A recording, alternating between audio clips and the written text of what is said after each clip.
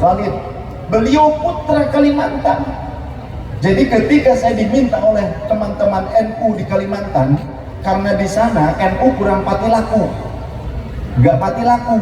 Karena apa? Menurut orang sana NU itu adalah organisasi Islam orang Jawa, khusus orang Jawa. Jadi minta tolong saya bagaimana caranya. Jadi sebelum PBNU dilantik di Dom di Kalimantan, saya sudah diminta ke sana.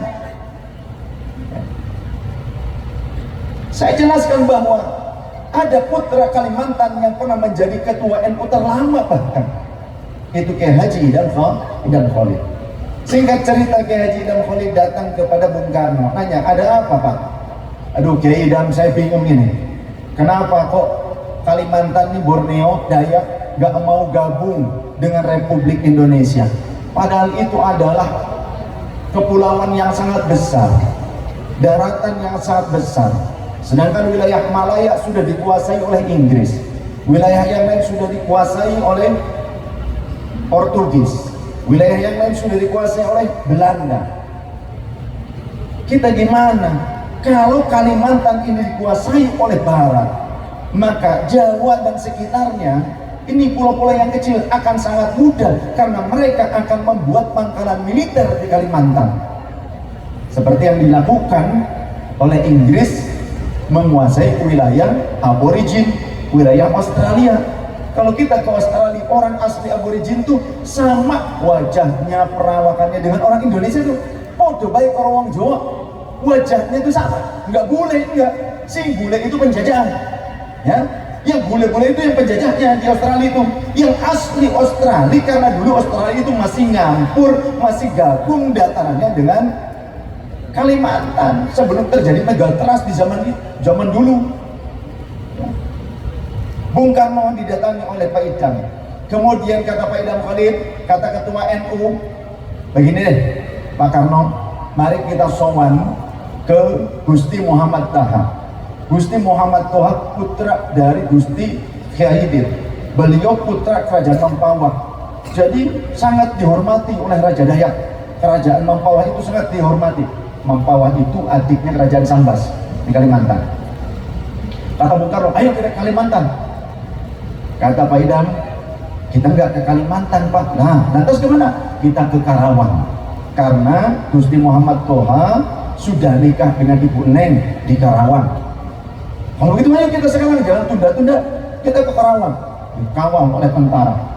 Sampai rame tuh di jalan apa tuh, dekat rumahnya itu, dekat rumah istri saya.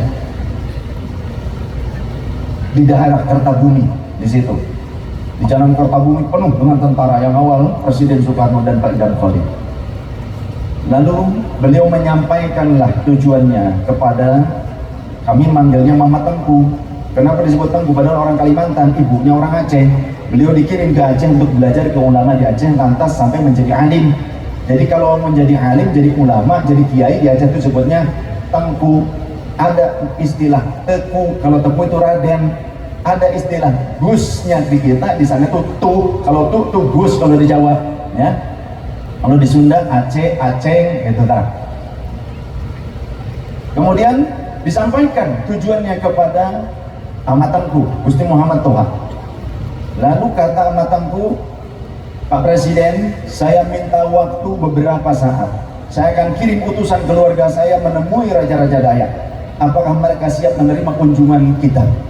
Baik, ketika sudah mendapatkan informasi itu, disampaikanlah informasinya kepada Pak Presiden. Presiden datang lagi ke Karawang dengan senang hati. Pak Presiden Soekarno bersama Kiai Idham Khalid ingin segera datang ke Kalimantan. Tapi Ahmad Tengku bilang, Pak Presiden, jika kita berangkat ke sana, tolong sekalian bawa yang banyak garam dan tembakau. Kata Ahmad Tengku. Gampang Presiden, bikin memo, kirim jenderal ke Eretan, dibawakan garam-garam dari Eretan Indramayu, diangkut pakai mobil truk tentara, kemudian kirim jenderal lagi ke mana? Ke Kudus untuk membawa tembakau-tembakau yang sudah diolah, yang bal-balan, diangkut pakai mobil truk tentara, disebut truk gas kalau bahasa dulu, ya. dibawa ke Tanjung Priuk, naik kapal feri sampai ke Kalimantan. Itu di jalan setapak di sana, di hutan itu, orang-orang Dayak pada begini, Gusti Taha, Gusti Taha. Sampailah ke rumah tinggi yang panjang tuh, tempat Raja Dayak menerima tamu-tamu kehormatan. Di sana diterima dengan baik Pak Presiden Soekarno, Kiai Idham Khalid, Mama Gusti Toha bin Gusti Haidir, lalu menyampaikan tujuannya. Maka Raja Dayak jawabannya begini, Gusti Taha, jika saya diminta untuk bergabung, kami diminta untuk bergabung dengan Republik Indonesia, ada syarat. Apa syaratnya? Kata Raja Dayak, sesungguhnya kami sangat menghormati keluarga Mampawa, tapi kalau kami diminta untuk bergabung dengan Republik Indonesia, ada syaratnya. Syaratnya kalahkan dulu saya. Kata Raja Dayak, baik, silahkan, bagaimana caranya? Raja Dayak kemudian menyiapkan sebuah cawan yang terbuat dari kayu pasak bumi. Makanya sampai sekarang di Kalimantan merchandise-nya itu diantaranya cangkir muk yang terbuat dari kayu pasak bumi, ya. Lalu dituangkan air, tapi dari bambu, bukan dari botol plastik, dari bambu, itu tempat airnya. Dituangkan ke cangkirnya. Kalau ini kan gelas, itu mah cangkirnya terbuat dari kayu pasak bumi. Lalu itu Raja Dayak mengeluarkan keris yang panjang, dicelupkan bilahnya ke air, cair, tinggal gagangnya baik, tinggal pegangannya saja. Lalu diminta Gusti Muhammad Toha untuk meminumnya.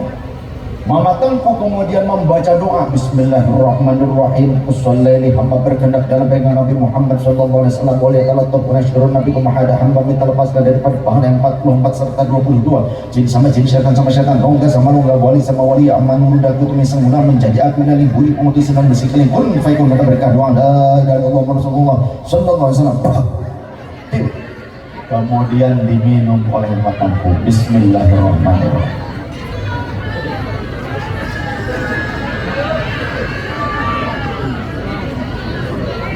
Nah, setelah diminum bagaimana reaksinya? Gak ada reaksi apapun. Yang ada seger, ya, yang ada seger. Bingung Raja Dayak, gantian Mama Tengku yang bilang, nah sekarang giliran saya Tuan Raja, giliran saya. Dituangkan air oleh Mama Tengku yang ke cangkir yang berbeda, tentunya nggak sama.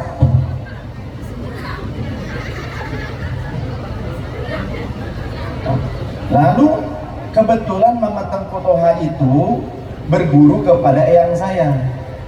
Sepulang eyang saya dari Hijaz, eyang saya ayah dari kakek saya namanya Sayyid Ahmad Zakaria bin Sayyid Muhammad Syarif bin Sayyid Marsadin bin Sayyid Murhidin bin Sayyid Marsad bin Sayyid Uzair.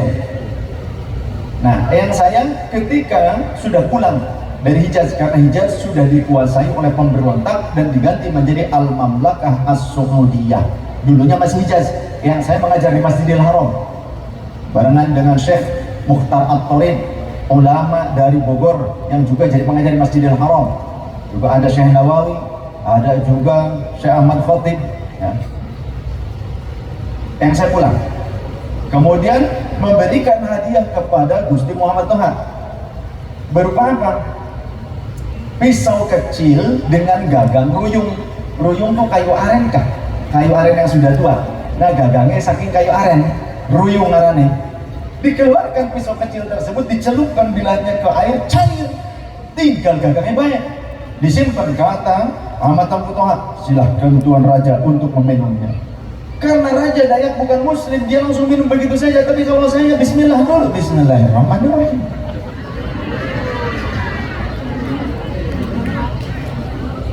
Sampai tadi kepengen lah. Masya Allah. Apa yang terjadi? Tadi pisau yang dicelupkan cair terus ngilang itu ternyata nongol di perut Raja Dayak. Karena baju Raja Dayak itu kan cuma seperti rompi yang terbuat dari kulit hewan atau kulit kayu. Kelihatan kan dada dan perutnya, nongol itu pisau. Kata amat tengku, kalau saya cabut pisau ini, Tuan Raja bisa mati. Ampun Gusti Taha, ampun Gusti Taha.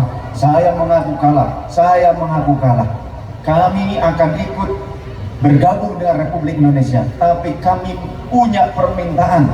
Apa Tuan Raja permintaannya? Tolong suplai terus Borneo ini, Kalimantan ini dengan garam dan tembakau. Maka ketika saya mendapatkan hikayat yang musalsalah bersilsilah, ini bersilsilah, hikayatnya bersilsilah, benar, sahih, thiqah para perawinya juga, ya. Jadi sahih. Ketika saya mendengar riwayat yang sahih yang valid ini, maka sejak saat itu saya tidak berani untuk mengharamkan rokok, dan saya tidak pernah mengharamkan rokok meskipun mursyid saya Maulana Syekh Hisam itu mengharamkan rokok. Beliau tidak merokok, tapi saya tidak merokok juga. Dikarenakan saya tidak merokok, wes mentahane bae lah. Jadi jangan dikasih rokok gitu ya. Buat kiai saya, kiai ngerokok masih ya.